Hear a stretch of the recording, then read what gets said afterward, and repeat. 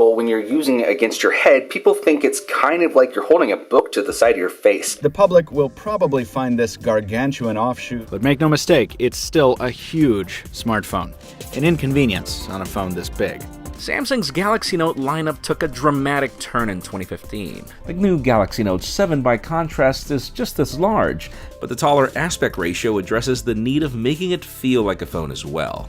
Like its predecessor, the Galaxy Note 9 takes size seriously. The question is actually if any other offering is giving you a true reason for the added size. This is that one lineup that's famous for doing more, and also infamous for always adopting some polarizing means to get there. I think it's fair to say that I've had a Galaxy Note in my pocket for at least 10 years. Fine, 9 if we were to consider that I laughed at the first one, but listen, you know you did too. It was hard to even consider such a large phone at a time when one-handed use dominated smartphone design. And yet, have you noticed how quickly that faded away after? Thing is, ever since Generation 2, and even through the fiery times of the Galaxy Note 7, this lineup quickly went from mockery to one product that I would always go back to, regardless of what phone I was reviewing. I know for some the appeal of this phone was its size, and for others the endurance, but for me it was actually all about what this device could do. See, even if stylus input wasn't new, most companies got it all wrong before the Note. For Palm and Pocket PC, it was all about navigation, while Samsung followed on Wacom's ideal of a pen that could blend with existing content or help you create it.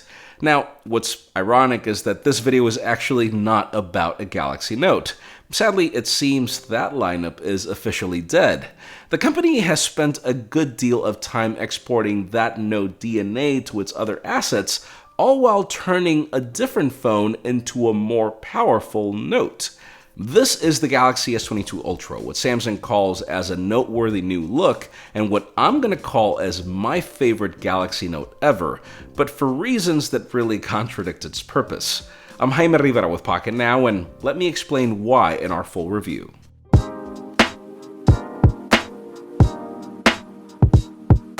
I honestly think that the product that began to kill the Galaxy Note was Generation 5. It was actually my favorite in looks, but this is when it stopped being Samsung's vanguard phone. It almost became this rehash of the Galaxy S, but with a stylus, instead of being the phone that showcased all of Samsung's best ideas. Instead, all that push sort of drifted into foldables or the Ultra, but with the problem that the S Pen integration was never as seamless. This is the first phone that actually blends all formulas so well that I seriously think that this was the Galaxy Note 21 Ultra that Samsung never launched. Squared corners, flat extremities, pronounced curves, and an S Pen tucked in. So sure, you don't just spare yourself the need of a case to hold the S Pen, but the Bluetooth functionality returns for Air Command and its remote operation.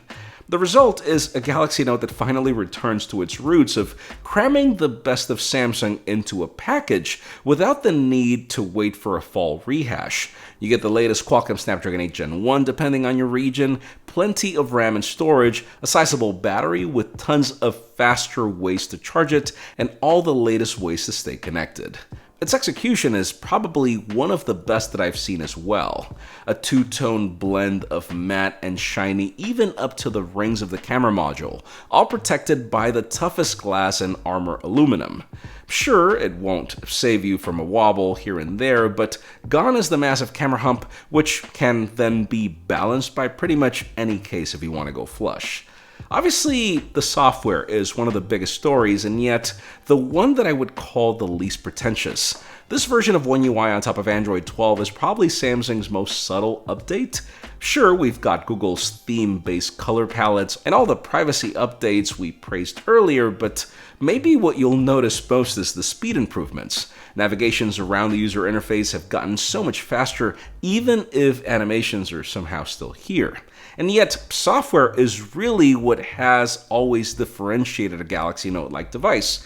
Remove the stylus to write on a blank screen or call on your favorites if the screen is on. I can't really say that I use most of these services, but the S Pen integration with Microsoft's Office suite continues to be my primary reason to love it.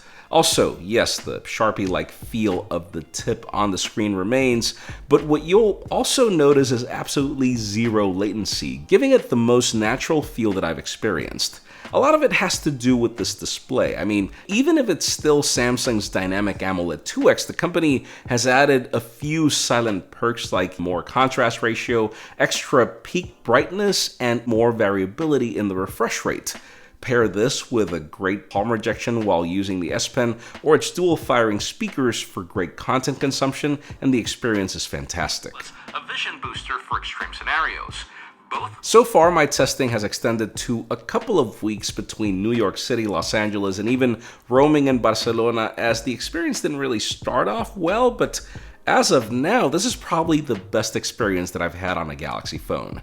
Endurance can go now beyond a day, connectivity is second to none, and phone calls remain as good as expected. You might notice subtle changes in things like the vibrating motor, which I feel is far less annoying than before, and you'll also notice things that didn't really change, like the ultrasonic fingerprint scanner, for better or for worse, though I still consider it to be more secure. And actually, that feeling extends to my thoughts on the camera system. Last year's Galaxy S21 Ultra was pretty much close to amazing, but if you were here because you thought this phone was going to be dramatically better, I'm not sure that'll be the case, and the near lack of change on the spec sheet should help in pointing what to expect. See, the S21 Ultra came to fix a lot of what the S20 Ultra got wrong, but it seems that there was not much to fix here. The S21 Ultra was already nearly the best camera on a phone last year, and this phone actually builds on that. If anything, I notice improvements in the color science. I mean, it's still not at the level where it's going to replace a professional camera, but I have a couple of day shots that I took in comparison to the Sony a7 IV, and this phone matches it pretty well, or throws the advantage of higher dynamic range thanks to its computational photography. Even up to 30x, photos are perfectly usable, making this one of the most versatile cameras you can buy, regardless of which focal length you pick.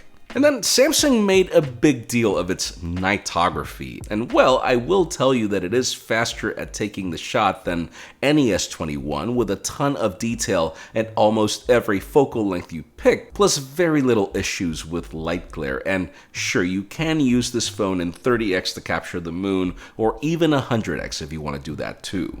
That being said, it can delay the shutter in darker scenarios, but I can tell you that it does a far better job than even the Galaxy S22 Plus.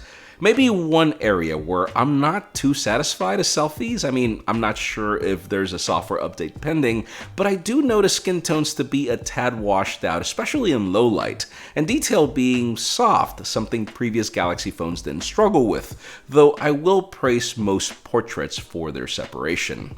Now, as for video, I wish I could tell you that this is the Android phone that finally gets it right, but it only does so most of the time. I mean, detail is good, but the jitter and the rolling shutter as you move gets in the way of this being a true B camera, and I feel it has to do with just how many pixels the processor is trying to read out of this massive sensor. Same case with selfie 4K video, where again quality is good and probably better than most Android phones, but still not in iPhone territory, which I feel benefits from the non-pixel binning approach to sensor readout, which again just requires a lot less power and does so faster. To conclude, I think it's important to clarify who this phone is for. At this price, the Galaxy S22 Ultra is made for anyone willing to spend lots of money to have the best experience on a conventional flat flagship smartphone, and where the camera and the S Pen integration are the main differentiating factors. It's definitely made for people like me who are nostalgic about a lineup that once was, and who wouldn't think twice about reliving some of that experience, but with the added perks of a camera that the previous Galaxy Notes would always fall short on. I say all this because even if it is a fantastic phone, it is really not the trendsetter it used to be. That honor now belongs to the foldables that Samsung has been using to displace the Note during the fall product showcase. If you're in the market for a great camera packed into one of the most powerful experiences you can get on a conventional flat smartphone with Galaxy Note capabilities, then this should totally be your phone. Now here's to hoping that regardless of the name change, the Ultra continues to be that Galaxy Note some of us always wanted for years to come. Let us know if you agree with my assessment in the comments down below, and while you're at it, follow us on social media and subscribe to our channel for more videos like this one. You can also follow me on my personal handles to see me get nostalgic, as I feel this is the Galaxy Note that they were launching last year, like seriously. Please give this video a thumbs up if you like what you saw. I'm Jaime Rivera, thanks so much for watching. We'll see you on the next one.